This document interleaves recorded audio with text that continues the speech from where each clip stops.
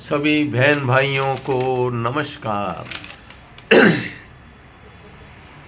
आज के हमारे वीडियो का जो डिस्कशन का मुद्दा है वो है स्वरा भास्कर जी का बीबीसी को दिया गया इंटरव्यू, उनकी वैसे भी व्यक्तित्व की समालोचना। ये समालोचना है, उनकी निंदा, उनका निरादर नहीं है। स्वरा भास्कर जी बहुत एजुकेटेड माँ बाप की एजुकेटेड लड़की है, संतान है। आपने जेएनयू से समाज शास्त्र में अपने स्नातकोत्तर किया है, पढ़ाई लिखाई की है, मतलब समाज शास्त्र के लिए। समाज शास्त्र तो बड़ा महत्वपूर्ण विषय है। देखो, जो समाज की समग्र स्थितियों को समझे, समाज की हित और अहित किसमें है इस बात को समझे। लेकिन आपने क्या समझा स्वरा जी? आप तो समाज के टुकड़े टुकड़े करने को हो गई। जो एकता को बढ़ाए, आत्मभाव को बढ़ाए, जो अच्छे विचारों को फैलाए, ये समाज शास्त्र का उद्देश्य हो सकता है और नहीं हो सकता। और फिर आप आई फिल्मों में, तो फिल्मों में तो आप बस एक दो फिल्मों के लिए चर्चित, थोड़ा बहुत चर्चा है मेरा। चाहे खुद आप कुछ भी कहें, खुद को तो सब लोग बहुत बड़ा मानते हैं।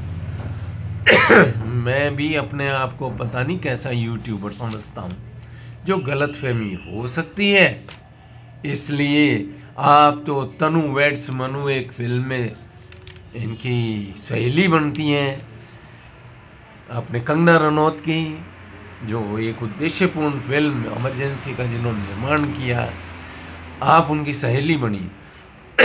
मतलब साइड रोल था, मुख्य भूमिका आपकी नहीं थी। और फिर एक फिल्म नील बटा सन्नाटा है। नील बटा सन्नाटा तो आपकी जीवनी होनी चाहिए, क्योंकि आपकी जो समाज शास्त्र की समझ है वो आपके व्यवहार से झलकती है। किस तरह से आप समाज विरोधी एक्टिविटीज़ में मुलव्विस रही, कैसे आप शाहीन बाग में जाके नारेबाजी करती हैं एनआरसी और सीएए के विरुद्ध। आप बताइए, national of register of citizens नहीं होना चाहिए, आधार कार्ड की व्यवस्था नहीं होनी चाहिए, क्या किसी देश के नागरिकों की पहचान का कोई सिस्टम नहीं होना चाहिए? क्या ये कोई भी पढ़ा लिखा आदमी ऐसी बात कह सकता है? लेकिन आपने उसका विरोध किया।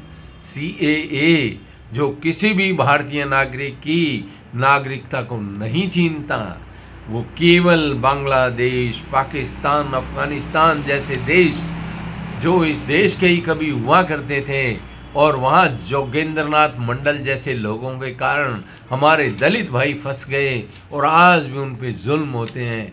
पाकिस्तान में एक मियाँ जी हैं जो अवयस्क कन्याओं का अपहरण करके बूढ़े बड़ेरों से उनकी शादी करवाते हैं और उनका धर्म परिवर्तन करवाते हैं।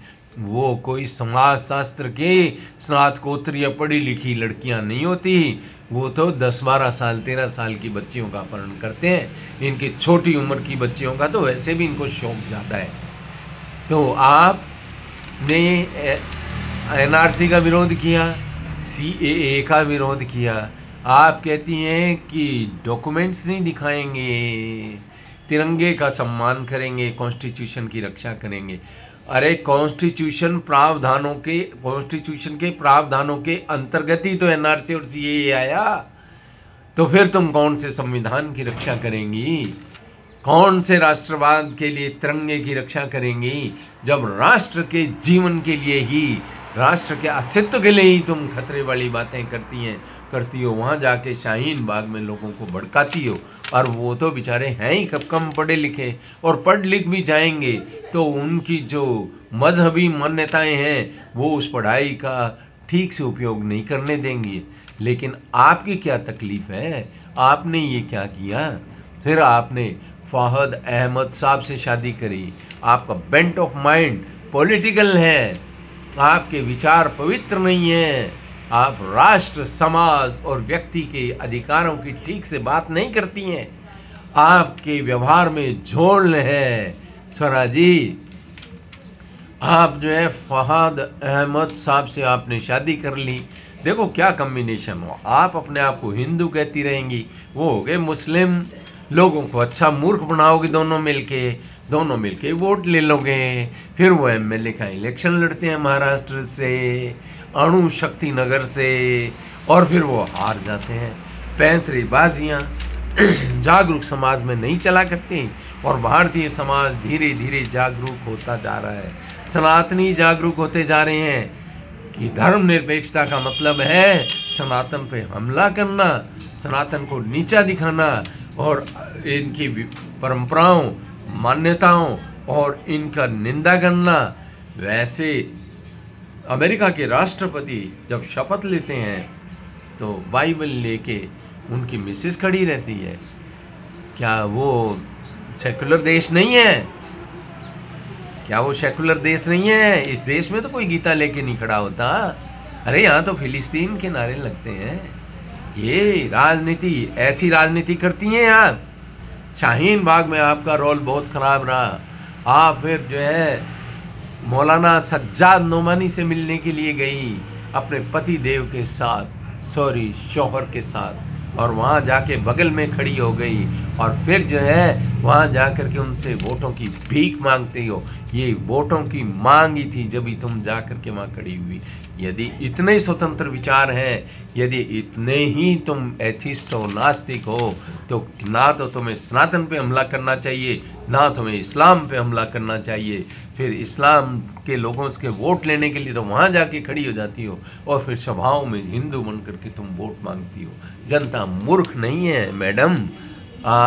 बीबीसी के इंटरव्यू में कहती हैं कि आप तो बड़ी कॉम्पिटेंट एक्टर रही हैं, तो कॉम्पिटेंस लोगों ने आपकी देखी है, और बीबीसी में कहती हो कि मेरे पॉलिटिकल विचारों के कारण मुझे ब्लैकलिस्ट किया गया। क्या मोदी जी ने फ़ोन कर दिया बॉलीवुड को कि तुम जो है इसको ब्लैकलिस्ट कर दो? क्या इस कारण से ब्लैकलिस्ट हुई हो तुम बॉलीवुड की नज़र से?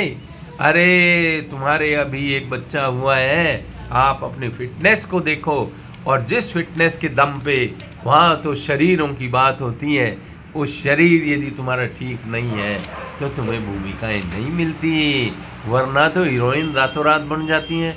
महाकुंभ के अंदर जो लड़की वायरल हो रही है वो क्या है? शारीरिक सौंदर्य के कारण हो रही है, वो अपनी योग्यता के कारण नहीं हो रही। इसलिए अपनी फिटनेस बढ़ाओ, झूठे इल्ज़ाम मत लगाओ, लोगों को मूर्ख मत समझो, समाज में तोड़ फोड़ मत करो, थोड़ी कृपा करो और दया करो, अपनी समझ पे दया करो। शिक्षा दीक्षा तो ली, किताबें पढ़ करके एग्ज़ाम पास करने से शिक्षा नहीं होती, संस्कारों से शिक्षा होती है। यदि आपकी मूलभूत संस्कार गलत है तो वो पढ़ी हुई किताबें, वो ली हुई डिग्री राष्ट्र विरोध में काम आती है। अपना आचरण सुधारो, एकांत में बैठ के चिंतन करो, सनातन को भी समझो और इस्लाम को भी समझ लो। जब तुमने फ़हद अहमद के साथ शादी करी है तो वहाँ महिलाओं के क्या अधिकार हैं उनका अध्ययन भी कर लो। तो सभी भाइयों ने मेरी इस वार्तालाप को सुना, तो यदि पसंद आए तो कृपया लाइक, शेयर एंड सब्सक्राइब कर दें। धन्यवाद।